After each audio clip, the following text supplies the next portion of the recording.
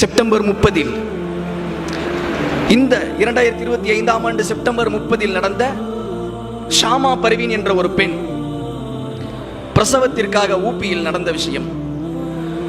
பிரசவத்திற்காக வேண்டி இரவு நேரத்தில் மருத்துவமனைக்கு செல்கிறார். மருத்துவமனையின் கதவை தட்டுகிறார்.